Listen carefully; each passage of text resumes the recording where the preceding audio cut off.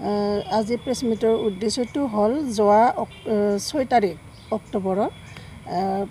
বাগানপাৰা বাথুচালিত যি BPFৰ জইনিং হৈছিল সেই জইনিঙত তেখেতসকলে কৈ আছে যে UPPL দলৰ পৰা বহুত মানুহ তেখেতসকলৰ দলত জইনিং কৰা বুলি, কিন্তু এই কথাটো একেবাৰে মিছা কথা। আমাৰ UPPL দলৰ পৰা কোনো ব্যক্তি ঠিক তেনেকৈ জইনিং হোৱা নাই। তেখেতসকলে বেলেগ বেলেগ সমষ্টিৰ পৰা তেখেতসকলে কিনি আনিছে মানুহবিলাকক, আৰু তেখেতসকলে কৈছে যে বহুত বাছ তেখেতসকলৰ মিটিঙত উপস্থিত হৈছে, বাছ আনিছে, বহুত মানুহ আনিছে বুলি তেখেতসকলে কৈ আছে, কিন্তু সেই কথাটো মিছা। আমি কোনো বাছ ইয়াত দেখা নাই। বেটাৰী গাড়ীৰে তেখেতসকলে মানুহবিলাক কৰাই আছে, আৰু সকলো ৰাইজে জানে যে বেটাৰী এখনত কিমানজন মানুহ ধৰে।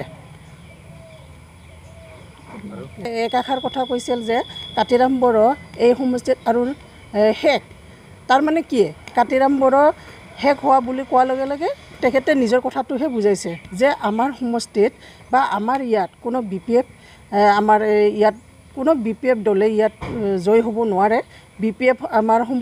BPF তেখেতসকলৰ সম্পূৰ্ণ জিৰ' হৈ গৈছে, আৰু তেখেতসকলে যেনেকৈ 17 বছৰত কাম নকৰাটো আজি কাতিৰাম বড়োই অৰ্থাৎ আমাৰ বাগানপাৰা সমষ্টিৰ MCLA পৰিৱৰ্তনটো আনিলে, আৰু সকলোৱে ইয়াত জড়িত হৈ পেলাই সকলোৱে সহযোগ কৰি পেলাই পৰিৱৰ্তনটো আনিছে। কাৰণ 17 বছৰত একো কাম নহ'ল, আৰু এই 17 বছৰ যদি আমাৰ UPPL দলে চৰকাৰখন গঠন কৰিব পাৰে বা চৰকাৰখন চলাই থাকিব পাৰে, তেতিয়াহ'লে কিন্তু বহুত ডেভেলপ হ'ব বুলি মই ভাবোঁ। 17 বছৰত কৰিব নোৱাৰা কামবিলাক আজি 3 বছৰ হ'বগৈ, এমাহ দুমাহ বাকী আছে। এই 3 বছৰত বহুত কাম হৈছে বুলি মই ভাবোঁ, আৰু মই ভবা বুলি নহয়, সকলো ৰাইজে জানে যে কাতিৰাম বড়োই কাম কৰি আছেনে নাই। একেবাৰে মিছা কথা। কাতিৰাম বড়ো যে 5 বছৰৰ পিছত শেষ হ'ব, সেই কথাটো অসম্ভৱ। এইটোৱেই প্ৰমাণ কৰে যে তেখেতে 2.5 বছৰত যিমানখিনি কাম কৰিলে ৰাইজেতো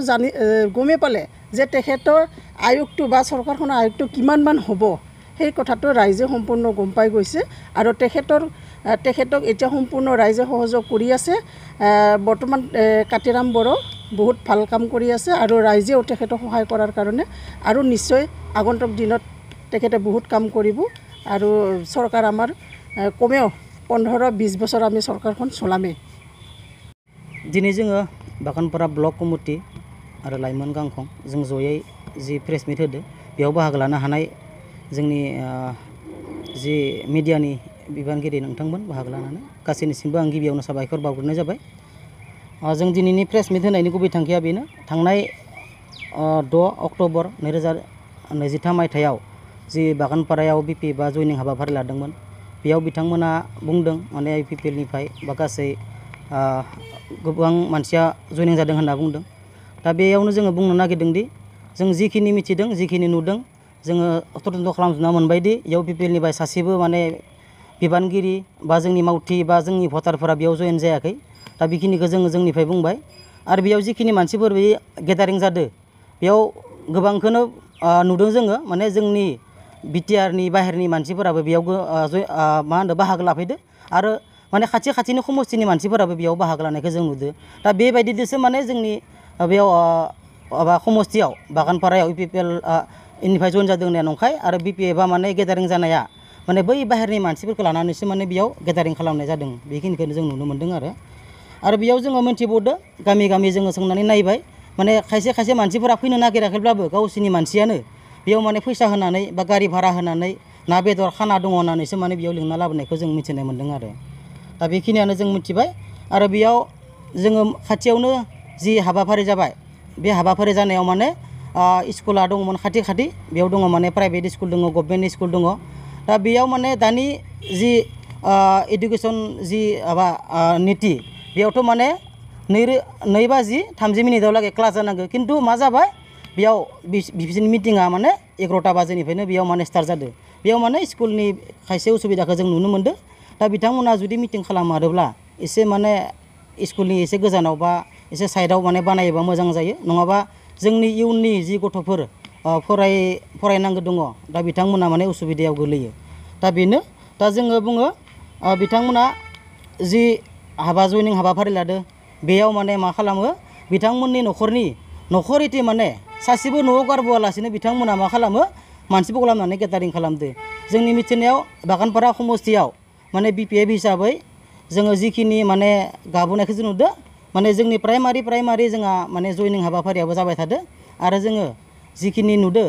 माने BPF आ बेयाव कुनु इलेक्सन देरहानायनि कुनु माबा गैया लामा गैया बा बेयाव EPPL थासान्दि माने बेयाव BPF आ माने इलेक्सन दारायनो नाजायैयानो मोजां मानो होनबा बिथांमोना जेसेबां इलेक्सन दारायबाय थागोन बिथांमोना माने जेननायनि लामायाव फैबाय थागोन दा बेखिनिखौ जोङो जोंनि ब्लकनि बिबानगिरि जानानै जोङो बेखिनिखौ जोङो बुंथियो आरो बेयाव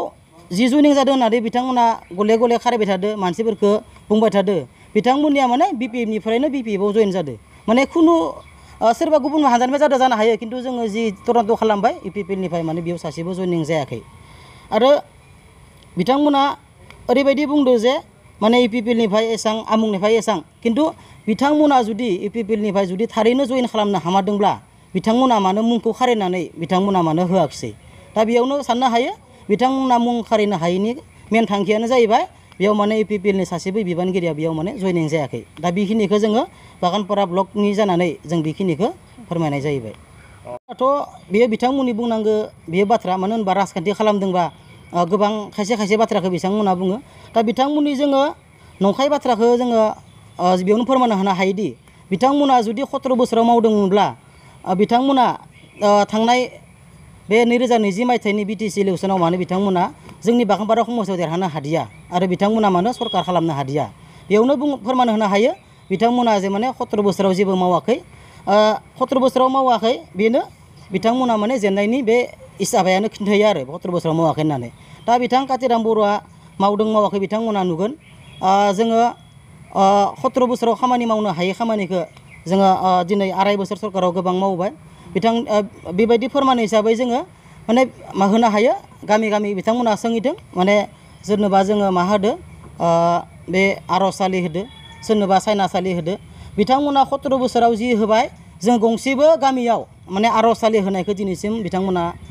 फोरमान होनो हाया 17 बोसोरावदि बिथांमोना मावाखै होनदो खिन्थु मा मावदोबा बिथांमोना फोरमान होथों माने सोरनिबा सायनासालि बा सोरनिबा आर'जसालिया जादों होननानै दा बेल' नङा जोंनि जि कातिराम बर' सार देरहानायनि उनाव जोङो गोबां स्कुलफोराव जोङो सोरनोबा रिपेयारिं खालामना होदो सोरनोबा जोङो मा होनदो एक्सट्रा मोनसे स्कुल रुम बानायना होदो दा बेखिनिखौनो आङो फोरमान हिसाबै गुसुङै होबाय आरो जुदि नांबावगौबा जोङो उनाव फोरमायबावगोन